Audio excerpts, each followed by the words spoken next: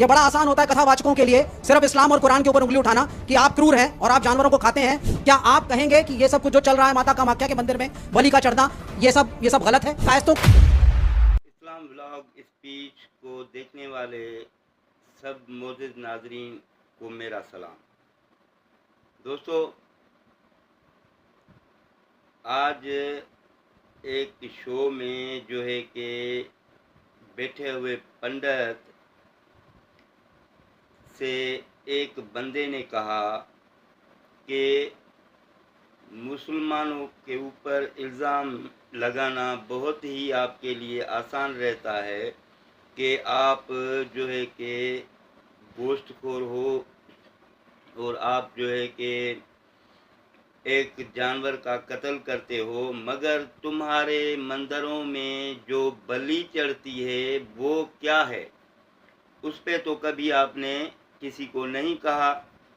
तो आइए, ये बहुत ही बेहतरीन बहस है, इस बहस को सुनते हैं। उसके बाद जो पंडित ने जवाब दिया और फिर दूसरा डॉक्टर जाकिर नायक से भी किसी ने इसी हवाले पे ही सवाल किया, तो डॉक्टर जाकिर नायक ने क्या जवाब दिया उसे।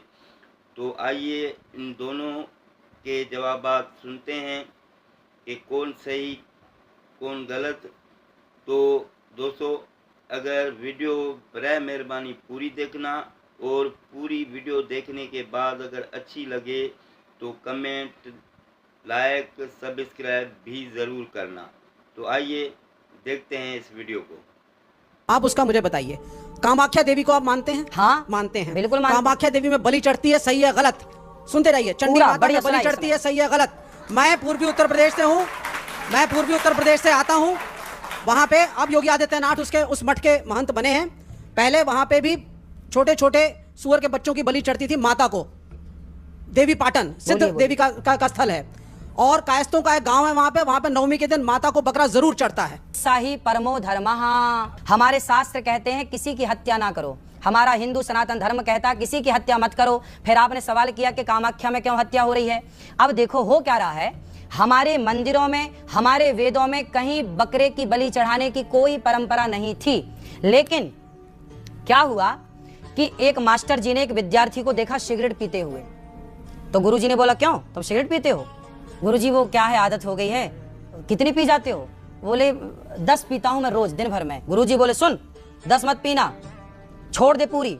गुरुजी, छूटे? अच्छा छूटेगी नहीं तो एक पी लेना, एक पी लेना। वो एक सिगरेट पीने की इजाजत गुरुजी ने क्यों दी? ताकि धीरे धीरे जब 9 छूटेगी तो एक भी छूट जाएगी।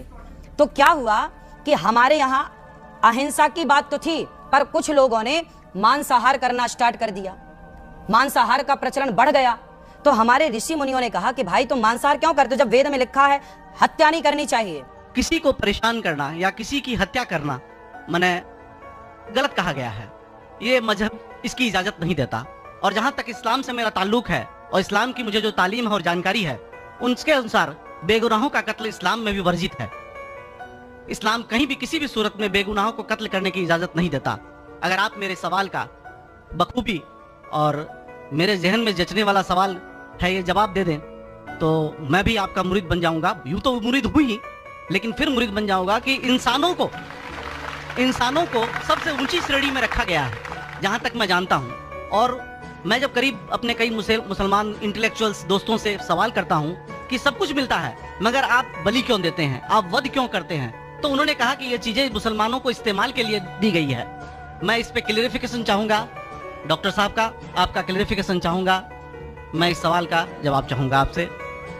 वालेकुम अस्सलाम भाई साहब, आपके सलामती हो। मैंने सवाल किया है कि वो पीस टीवी माशाल्लाह काफ़ी वक्त से देख रहे और वो कहते हैं कि हर मज़हब में कहा गया है कि कत्ल करना, इंसान की जान लेना गलत है, हराम है। हिंदू मज़हब में कहा गया है और इस्लाम में भी, जैसे उनकी जानकारी सही है कि बेगुनाह का कत्ल करना हराम है। वो ये पूछते हैं कि बलि कहाँ तक सही है। बलि का मतलब मैं आपसे पूछना चाहता हूँ कि आप ये पूछना चाहते, मतलब जैसे हम लोग कुर्बानी के टाइम में, मेरा यही सवाल है, जाती सवाल यही है मेरा। अगर इस सवाल का जवाब देंगे तो मैं तो आपका मुरीद हूँ, लेकिन फिर से और पक्का मुरीद बन जाऊंगा। भाई साहब ने कहा कि आप लोग कुर्बानी क्यों देते हैं, और ये कुर्बानी का जो सवाल है कि हम ईद उल जुहा बकरीद में कुर्बानी क्यों देते? कुरान मजीद में अल्लाह ताला फरमाते हैं सूरह हज में सूरह नंबर 22 में कि ना ही गोश्त ना ही खून अल्लाह को जाता है। अल्लाह को ना खून की जरूरत ना गोश्त की जरूरत। ये कुर्बानी के वक्त अल्लाह को खून नहीं जाता ना गोश्त जाता है। लेकिन तकवा, आपकी पायटी, आपकी परहेजगारी अल्लाह को पसंद है। आप अगर देखेंगे कि ईद उल जुहा के बारे में क्यों हम कुर्बानी करते हैं और वाकया जानेंगे इब्राहिम अलैहिस्सलाम का, कि इब्राहिम अलैहिस्सलाम को अल्लाह सुब्हानहू व तआला ने उस वक्त बुत परस्ती बहुत आम थी, बुत परस्ती बहुत आम थी और कुर्बानी इंसानों की बहुत आम थी और हिंदुस्तान में भी आम है। आज भी हिंदुस्तान में कई दिगर मज़ाहिब में लड़कियों की कुर्बानी दी जाती है, बच्चों की बलि दी जाती है। क्या आप छोटे बच्चे का कत्ल करो, औरत का कत्ल करो, बलि दे जाओ और भगवान खुश हो जाएंगे? कई जगह, अल्हम्दुलिल्लाह मुसलमान में नहीं है। तो उस वक्त इब्राहिम अलैहिस्सलाम को अल्लाह ने पूछा कि आपको सबसे ज्यादा अजीज इस दुनिया में क्या चीज है? तो उन्होंने कहा कि मेरा बेटा।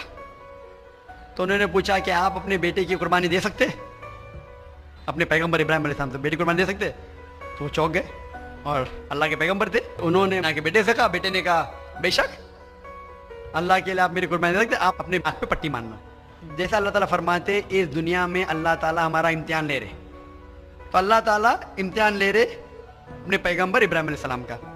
अल्लाह ताला ये भी जानते कि इब्राहिम अलैहिस्सलाम जवाब क्या देंगे, तो इब्राहिम अलैहिस्सलाम अपने आंख पे पट्टी मारते और जिस तरीके से हुक्म आता है अपने बेटे की कुर्बानी देने जाते, उस वक्त ही एक भेड़, गोट या शीप आ जाता है और उस शीप की कुर्बानी हो जाती है। तो उस चीज को याद रखने के लिए आज भी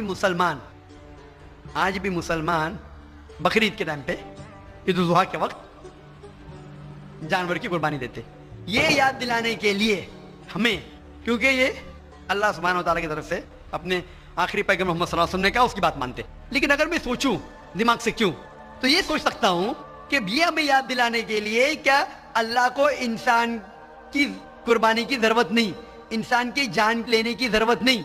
तो जो आज दुनिया भर में आज भी हो रहा है कि बच्चों को कत्ल किया जा रहा है, औरतों का कत्ल किया जा रहा है, बलि पे चढ़ाया जा रहा है, ये बिल्कुल गलत है।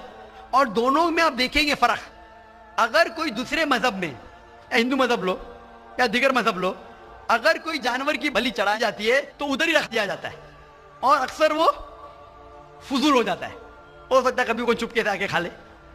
इस्लाम में जब कुर्बानी दी जाती है ईद उल जुहा के टाइम पे, सबसे पहले जो मैं कह रहा हूं कि मेरी मंतिक ये समझ सकती है कि हमें ये याद दिला रहे कि इंसानों की बलि चढ़ाना हराम है। और जब हम याद दिलाते हैं, जब बकरा काटते हैं या जो भी काटते हैं जानवर, इस वक्त जब हम काटते हैं हम अल्लाह का नाम लेके काटते हैं और जो भी जानवर की कुर्बानी देते उसके 3 हिस्से कर सकते हैं। एक हिस्सा हम खुद रख सकते हैं, खुद के इस्तेमाल में ला सकते हैं, एक हिस्सा। दूसरा हिस्सा हमें हमारे रिश्तेदार में बांटना चाहिए और तीसरा हिस्सा गरीबों में बांटना चाहिए। जब कुर्बानी दे रहे हम उस जानवर का इस्तेमाल कर रहे, जानवर खाना अलाउड है क्या ना, वो एक अलग बहस है जिसके ऊपर आप पूछे तो वो जवाब अलग है कि जानवर खाना सही है क्या गलत है, वो एक अलग डिबेट है। जब अभी नहीं, अगर आप पूछना चाहे तो अगला सवाल पूछ सकते हैं।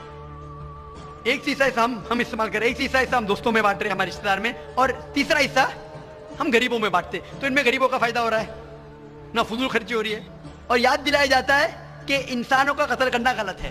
तो ये अच्छी चीज है।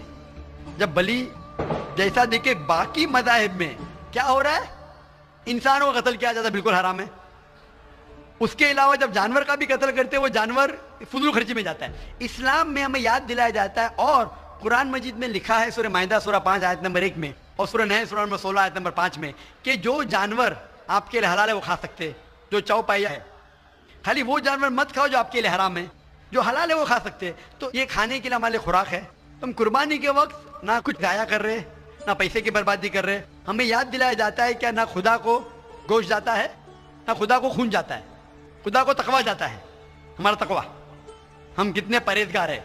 और साथ साथ इसका इस्तेमाल होता है, एक तिहाई हिस्सा मैं खाता हूँ, रिश्तेदारों में बांटता हूँ और आखिरी तिहाई हिस्सा मैं बांटता हूँ गरीबों में। तो इससे फायदा होता है। तो इसमें क्या गलत है? बनिस्बत दूसरे मज़ाहिब में आप देखेंगे इसमें नुकसान ही नुकसान है, इंसान का कत्ल हो रहा है और जानवर को भी अगर बलि चढ़ाई जाती है तो फजूल खर्ची होती है। बनिस्बत इस्लाम में बकरीद के अंदर फायदा ही फायदा है। Hope the answer the question. बहुत खूब, आपने ये बहुत अच्छा फरमाया। मैं आपके जवाब से काफ़ी संतुष्ट हूँ और जाते जाते एक आखिरी सवाल करना चाहूंगा जरूर। कि अहिंसा को इस्लाम किस नजरिए से देखता है? अहिंसा को इस्लाम किस नजरिए से देखता है? मैं सबका आखिरी सवाल है कि अहिंसा को इस्लाम किस नजरिए से देखता है? आमतौर पे हिंसा हराम है। इस्लाम आता है लफ्ज सलाम से, इसके मानी है सलामती, अमन, शांति। इस्लाम के मानी है कि शांति हासिल करना, अपनी ख्वाहिश, अल्लाह का जो पैगाम है उसके मुताबिक अपनी जिंदगी बसर करना और अमन हासिल करना, उसे कहते हैं इस्लाम।